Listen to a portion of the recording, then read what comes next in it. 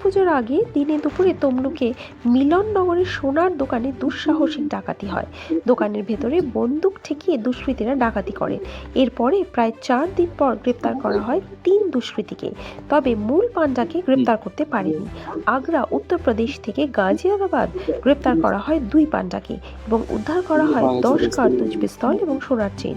সাংবাদিক বৈঠক করে জানান পূর্ব মেদিনীপুর জেলার পুলিশ সুপার মিতুন দে।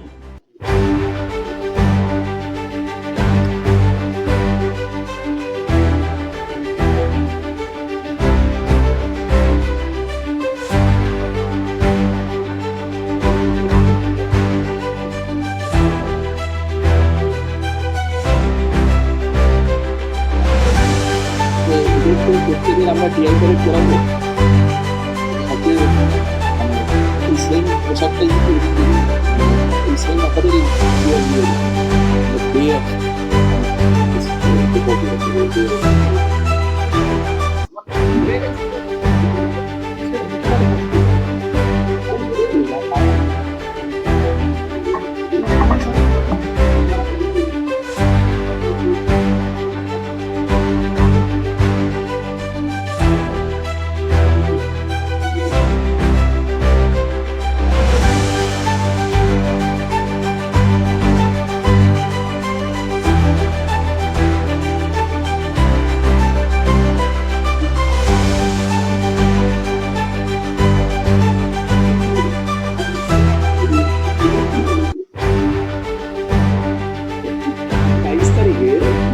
সেপ্টেম্বর আমাদের যে তমলুক থানার অন্তর্গত মিলনবাজার এলাকায়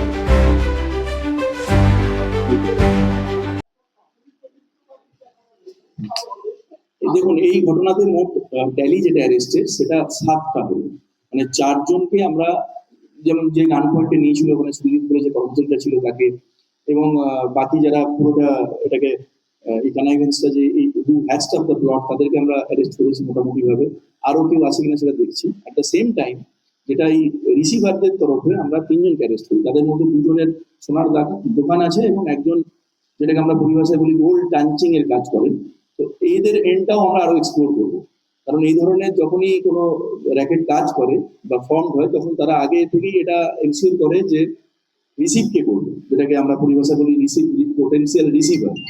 তো সেইটা ন্যাচারালি দুটো দিকেই আমরা will further our investigation, will explore all the angles aspects এবং আমরা জানাবো।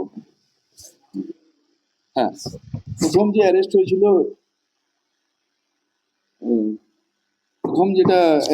সেটা পাপাইত্য বাগ এবং দিলীপ মাইতি, যেটাকে মানে অক্টোবরের 1 অক্টোবর এরা মোটামুটি ভাবে এতে গেছে, জেসিতে আছে তারপর থেকে।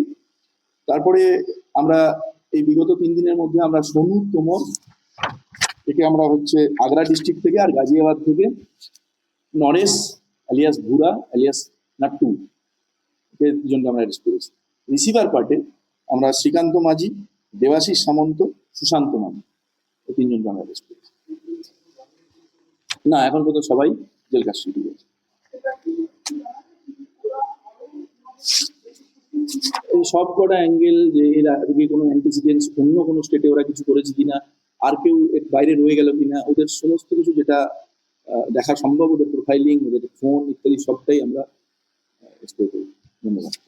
একটু 22 সেপ্টেম্বর আপনারা জানেন যে তমলুক থানার অন্তর্গত মিলনবাজার এলাকায় একটা ঘটনা ঘটেছিল, সোনার দোকান যেটা আদি মহাপ্রভু জুয়েলার্স, সেখানে একটা সকাল 10টা নাগাদ একটা ডাকাতির ঘটনা ঘটে। সেটাতে পরবর্তীকালে পুলিশ খুব দ্রুত দুজনকে অ্যারেস্ট করে, পাপাইত্য বাগ এবং দিলীপ মাইতি। তাদের থেকে লিড নিয়ে আমাদের তমলুক থানা এবং এসওজি টিম এটার উপর প্রচুর এফোর্ট দিয়েছে। প্রায় 171টার মতো সিসিটিভি ফুটেজ আমরা অ্যানালিসিস করেছি, এবং তারপরে বিগত খুব সম্প্রতি আমরা উত্তরপ্রদেশ থেকে 2 জনকে অ্যারেস্ট করেছি, একজনকে আগ্রা থেকে, একজনকে গাজিয়াবাদ ডিস্ট্রিক্ট থেকে। সেখানে আমরা একটা খুব ইম্প্রোভাইজড একটা 9mm গান এবং সেখানে 3টে ম্যাগাজিন এবং 10 রাউন্ড অ্যামিনিশন আমরা ওটা সিজ করতে পেরেছি।